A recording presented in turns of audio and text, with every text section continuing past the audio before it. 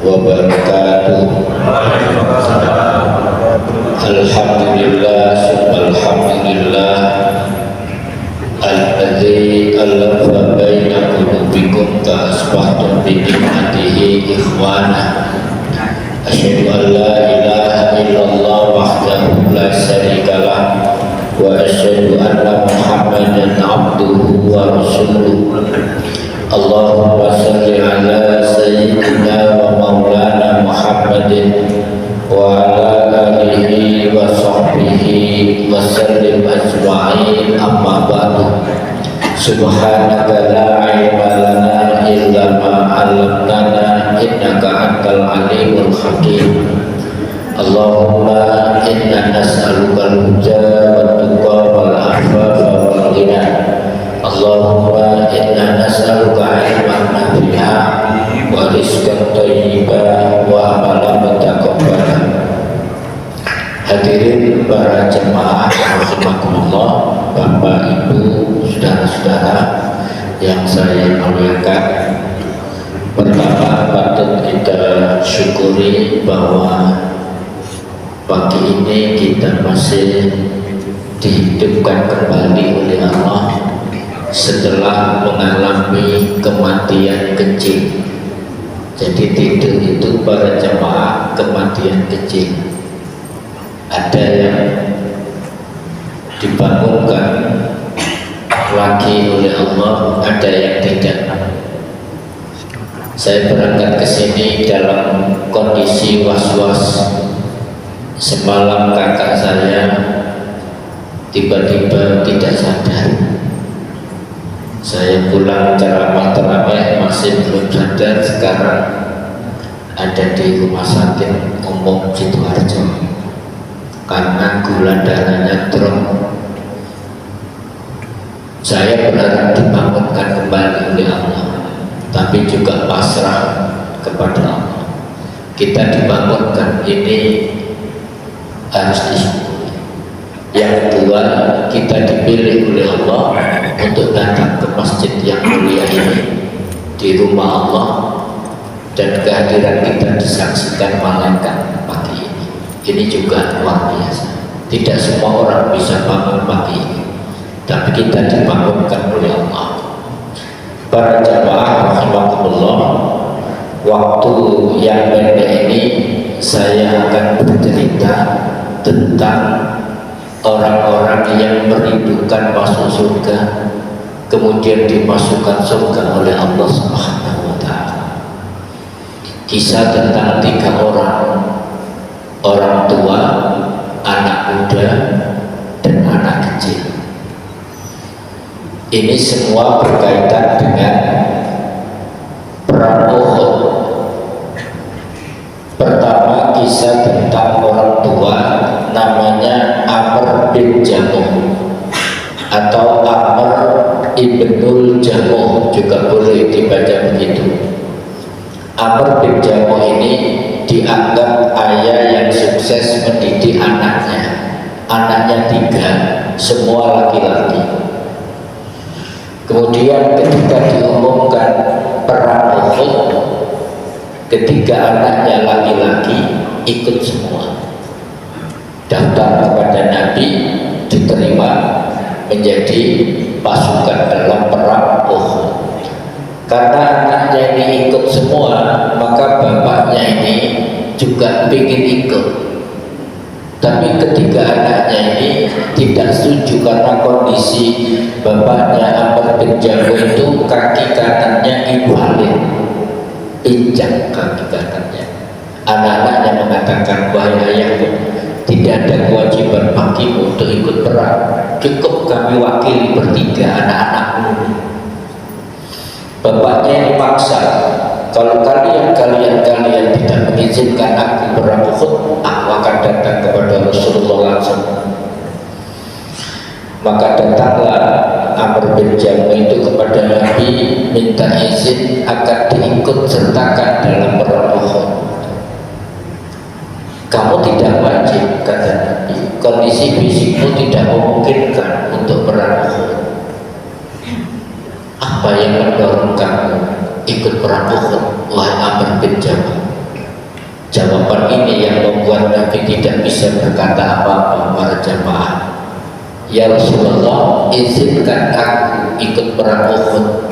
Aku ingin menginjakkan kakiku di dalam surga. Nabi kemudian diam, tidak menjawab, kecuali kalimat, jika engkau menginginkan itu, silakan ikut. Maka ikutlah seorang tua ini yang kakinya invalid dalam perang Uhud, dan dia di saf depan selalu berteriak kalimatnya, ya Allah, saya ingin menginjakkan kaki saya di dalam surga. Terus, ya Allah, saya ingin menginjakkan kaki saya di dalam, terus begitu. Akhirnya dia orang yang syahid pertama-tama dalam perang Uhud. Kemudian Nabi mendapati jenazahnya, dan Nabi mengatakan, Amr bin Jamuh orang yang pertama masuk surga. Ini kisah pertama. Ada orang yang sudah tua, masih punya motivasi, azam, ingin masuk surga dengan mati syahid. Memang mati syahid itu Bapak Ibu tidak harus dengan perang. Memang Rasulullah mengatakan, nah ini tadi benar. Terus Rasulullah mengatakan orang yang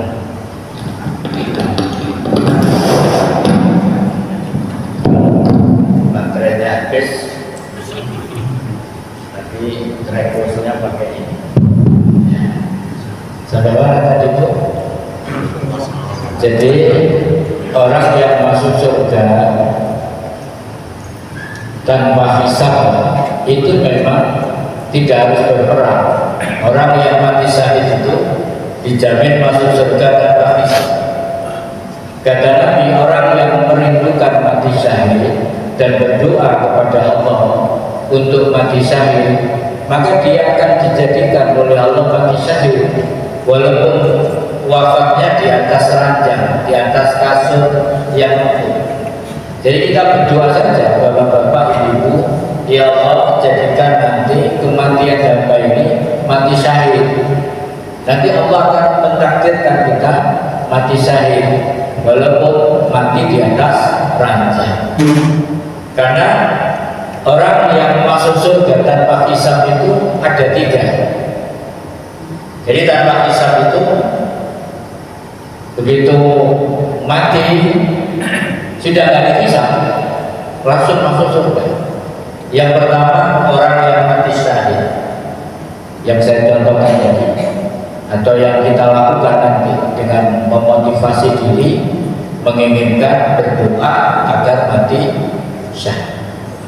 Yang kedua, orang yang ahli ilmu, ya bisa para ulama, bisa para kiai, bisa para ustaz, bisa guru.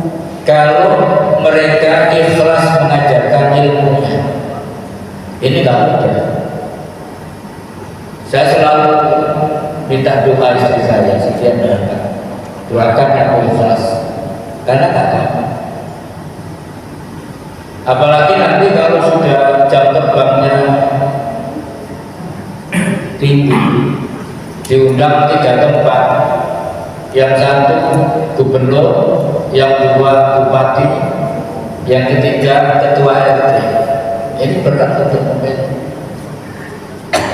Saya tadi malam double 2. Saya harus gantikan, Pak, saya terus terang double. Kalau sampai cari ganti sendiri, monggo. Kalau saya carikan dari saya, monggo. Dicarikan Ustaz saja. Ada teman saya cara mintanya begini. Kalau sampai kosong bisa ganti saya. Sampai pilih, satu di Manggarsari, satu di Gading Pajar. Sampai pilih yang mana? Ini saya belajar ikhlas ini, biar dia yang memilih, dan itu gak gampang. Dia memilih yang di Manggarsari. Yang ketiga, ini yang sangat mungkin semua bisa melakukan, masuk surga tanpa hisab. Orang yang dermawan, lebih-lebih sedekah subuh. Saya punya musola kecil seperempatnya ini, tapi saya pasang AC 4 peta, jadi operasionalnya juga sangat dengan AC. Waktu itu duit teman ini susu-susu satu, nah besok bayar ini. Jamaahnya nggak banyak, rata-rata ya 15 orang setiap subuh, dan rata-rata janda miskin sih. Janda tua-tua, senang gak tak cerita. Saya motivasi Bapak Ibu, sedekah yang terbaik itu sedekah subuh. Kalau dengan subuh bawa uang 2.000 lah setiap subuh, sampai masukkan kaleng, malaikat langsung berdoa di depan panjenengan, ya Allah ganti orang yang sedekah.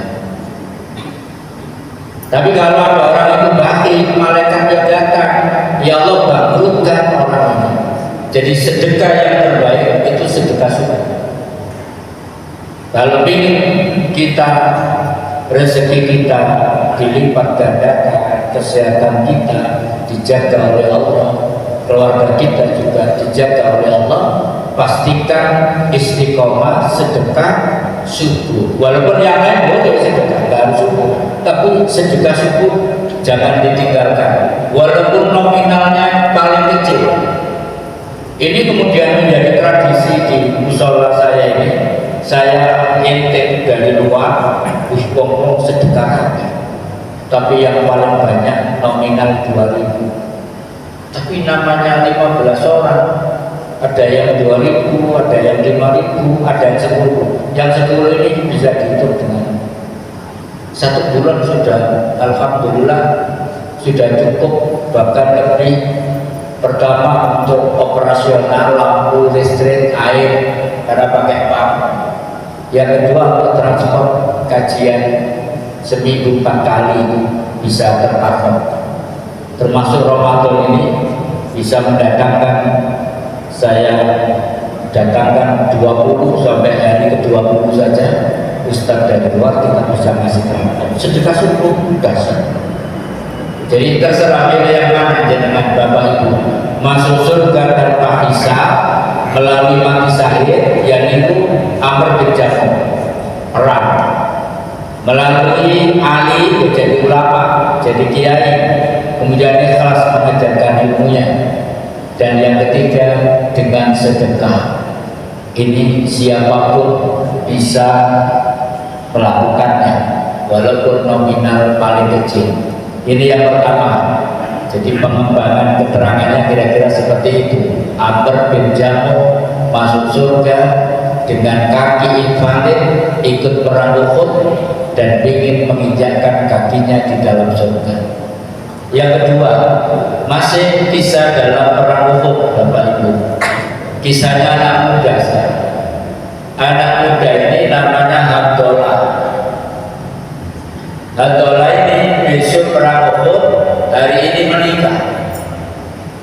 Ketika Handolah ini lagi asik melakukan honeymoon, kalau bahasa sekarang, mencampuri istrinya malam pertama di usia pernikahan yang pertama itu, tiba-tiba ada panggilan jihad dalam perang Uhud.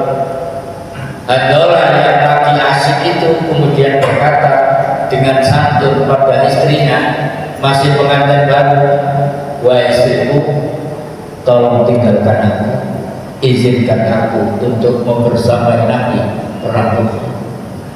Kira-kira bersama budak menonton situasi dengan istri pengantin baru, disuruh rapat, Pak ke masjid Tazkirah, rapat terdiri. Ini belum selesai, tugas dari langit, kayaknya tugas dari langit. Handolah ini berangkat, Bapak Ibu. Ketika berkecamuk perang Uhud, ternyata Handolah itu mati syahid di situ bersama 79 pahlawan perang Uhud. Jadi perang Uhud itu hampir kalah, tapi belum kalah. Yang syahid 80 orang dimakamkan di lubang yang sama di samping Jabal Uhud. Kalau jenengan umroh atau haji itu kan mesti diajak mampir ke travel. Ada makam yang satu lubang di pagari, ketika diintip mana sih makamnya, ya tidak ada nisan, tidak ada apa-apa, ya tanah saja yang dipagari.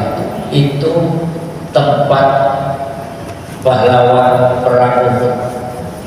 Suatu kali ada ahli waris dari pahlawan perang Uhud itu meminta agar jenazah ayahnya dipindah di makam yang lain.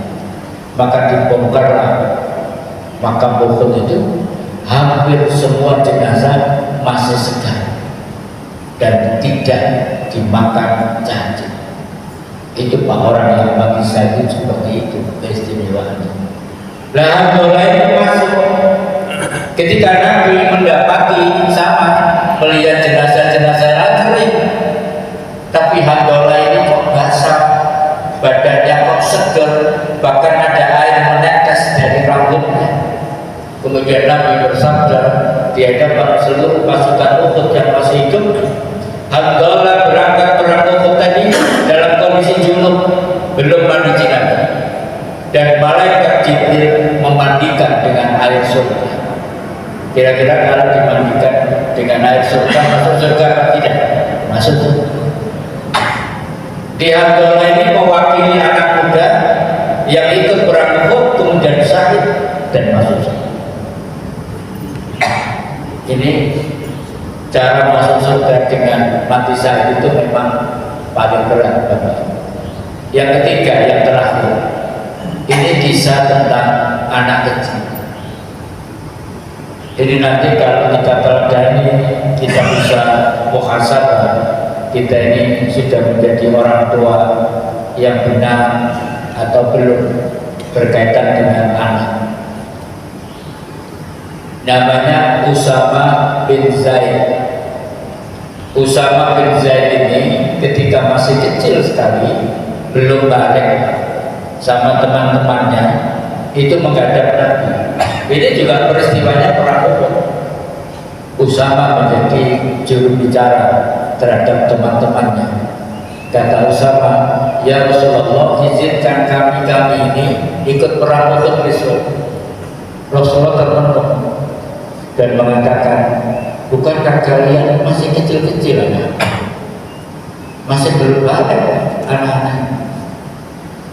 Maka Usama bin Zaid dan teman-temannya ini yang menginginkan ikut perang Uhud itu diseleksi dan tidak lolos, tidak bisa.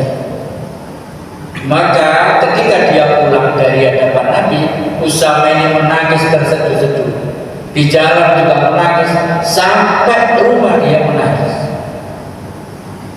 Kemudian beberapa tahun kemudian, Usama ini usianya kira-kira 14 sekian, belum genap 15 tahun. Maka dia datang sendiri daftar, ketika itu perangnya perang Khandaq. Maka dia datang lagi kepada Nabi dan dia ingin memastikan diterima oleh Nabi. Supaya diterima oleh Nabi, ketika mendekati Nabi, Usama ini jinjit Pak, biar kelihatan tinggi badannya. Kemudian Nabi mengizinkan ikut perang Khandaq. Kira-kira siapa yang mendidik Usama sehingga punya kesadaran terhadap perjuangan di jalan Allah, ingin mati syahid ketika usianya belum banyak? Ceritanya kalau mundur, diawali dari seorang janda yang miskin. Janda miskin ini punya anak namanya Zaid bin Harithah. Karena miskin, janda ini punya pikiran yang sangat strategis, maka dititipkanlah Zaid bin Harithah ini kepada Nabi. Ya Rasulullah, jika kau mengizinkan, aku ingin titip anakku agar menjadi pembantu di rumahmu, Zaid bin Harithah. Tetapi Nabi tidak memperlakukan Zaid bin Harithah sebagai budak, tetapi dijadikan anak angkat. maka jadi anak-anak sampai usia dewasa. Zaid bin Harisah ini dinikahkan. Nah, ini ada implikasi hukum yang luar biasa. Pernikahan Zaid bin Harisah ini dinikahkan berdasarkan wahyu turun surat Al-Ahzab ayat 33. Nanti bisa dibaca. Dikawinkan seorang bangsawan namanya Zainab binti Jahsy, masih kerabatnya. Nah, ketika melamar Zainab binti Jahsy ini, Zainab ini salah paham, dikira Nabi yang melamar untuknya, sehingga dia semangat. Tahu-tahu ketika Nabi menginformasikan bahwa Anda mau saya nikahkan dengan Zaid bin Harisah, semula kaget tuh, tidak sepupu. Ini bangsawan, kaya raya, cantik. Lah ini Zaid bin Harisah, anak yang miskin. Makanya di sini ada pelajaran. Kalau kita menikahkan keluarga kita ini, aja jomplang-jomplang. Jadi sepupu. Akhirnya Zainab hampir menolak. Tapi ketika turun Al-Ahzab lengkapnya ayat 33 sampai 37 tentang peristiwa ini, Zainab menerima lamaran Nabi untuk Zaid bin Harisah, tapi agak terpaksa. Maka perkawinannya tidak berjalan mulus. Usia perkawinannya 1 tahun, ini bisa. Dan di sini mulai asik ceritanya. Zaid bin Harisah ini kan anak-anak cerai dengan Zainab binti Jahsy. Zainab ini kemudian dinikahi oleh Nabi. Muncul implikasi hukum dalam Islam. Jadi kisah ini oleh orientalisme orang-orang barat, Nabi itu agak serakah ya. Masa mantan istri anak-anaknya juga diambil juga. Orang yang tidak suka. Tapi sebetulnya kisah ini Allah mengajarkan kepada kita bagaimana implikasi hukum dalam pernikahan.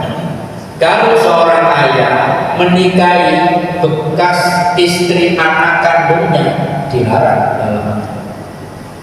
Tapi kalau seorang ayah menikahi bekas istri anak angkatnya, tidak ada hubungan darah, boleh. Jadi ayat itu bicara tentang hukum bahwa ayah boleh menikahi bekas anak istri anak angkat.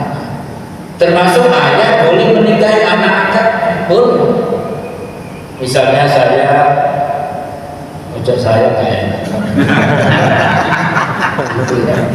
misalnya sampean lah, musuh aku tak sampean ini memungut anak yatim sejak kecil, memungut anak harta anak yatim itu sampai kelola sampai anak ini besar, kemudian anak ini besar sampai nikah, itu boleh. Yang tidak boleh itu ada orang mengelola anak yatim, hartanya banyak, kemudian dinikahi, niatnya ikut menguasai harta anak yatim yang banyak. Itu yang disindir. Waqi'u ma qabalakum minan nisa masna wa sulasa wa ruba wa in khiftum alla taqilu fawahidah. Itu asbab nuzulnya ini ceritanya. Kamu boleh menikahi anak yatim itu, tapi jangan menikahi anak yatim yang kamu pungut itu karena kamu punya motivasi untuk menguasai hartanya. Daripada kamu menikah seperti itu, lebih baik menikah masna wasulah sama ruba. Itu ceritanya. Jadi gak boleh motivasi menikahi anak yatim ya untuk mengeruk hartanya. Lebih baik kamu kawin 2, 3 tahun. Itu ceritanya begitu. Walaupun saya tidak menyarankan sampai menikah 2, 3 tahun. Macam-macam sebelah bisa dijaga. Baik, nah kemudian dinikahi oleh Nabi Zainab bin Jahsy. Nah, ketika ini mulai ceritanya, ketika Nabi menikah dengan Zainab bin Jahsy, maka Zaid bin Harithah dinikahkan oleh Nabi dengan seorang wanita yang imannya itu 24 karat, walaupun dia bekas seorang budak, namanya Ummu Ainah. Ibu bisa googling kisah tentang Ummu Ainah, seorang wanita yang sholihah, imannya 24 karat. Zaid bin Harithah sama Ummu Ainah inilah kemudian melahirkan seorang anak tadi namanya Usama bin Zaid yang belum balik, sudah punya kesadaran jihad di jalan Allah. Apa kesimpulannya? Anak yang hebat itu pasti lahir dari orang tua, ayah, ibu yang hebat. Coba kisah-kisah siapapun yang hebat dalam kehidupan di dunia ini pasti lahir dari orang-orang yang hebat, bapak hebat, ibu hebat. Kemudian para jamaah sekalian, kenapa muncul orang tua yang punya kesadaran seperti Amr bin Jamal? Kenapa muncul anak muda yang punya kehebatan seperti Hanzalah? Dan kenapa muncul Usama bin Zaid? Seorang barat yang bernama G.H. Johnson menulis buku Muslim Militan. Kisah ini bagian dari Muslim Militan itu. Dia menyimpulkan bahwa munculnya generasi yang hebat itu disebabkan karena satu saja, mereka belajar Al-Quran di madrasah Nabi dan motivasi belajar Al-Qurannya untuk diamalkan. Jadi Al-Quran itu kalau dibumikan, Al-Quran itu kalau dipelajari kemudian diamalkan, muncul manusia yang bermartabat seperti kisah di atas. Rasul menjanjikan innallaha yarfa'u bihadzal kitab aqwaman wa yad'u bihi akharina. Sesungguhnya Allah mengangkat derajat seseorang disebabkan kitab Al-Quran ini, dan Allah merendahkan seseorang juga disebabkan kitab Al-Quran ini. Artinya orang yang berquran tidak bisa hidup tanpa Quran, diangkat derajatnya sekelas kisah-kisah tadi. Tapi orang yang tidak kenal Quran, tidak pernah membaca Al-Quran, tidak pernah mengamalkan Al-Quran, nasibnya akan terhapus. Wa man a'rada an dzikri fa inna lahu ma'isyatan dhanka wa nahsyuruhu yaumal qiyamati a'ma.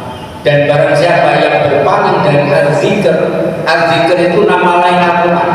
Siapa yang berpaling dari al-zikr, dari Al-Quran, tidak berquran, fa inna lahu ma'isyatan dhanka, maka dia hidupnya akan mengalami kesempitan, banyak persoalan. Wa nahsyuruhu yaumal qiyamati a'ma, dan nanti dikumpulkan pada hari kiamat dalam keadaan buta matanya, juga buta mata hatinya.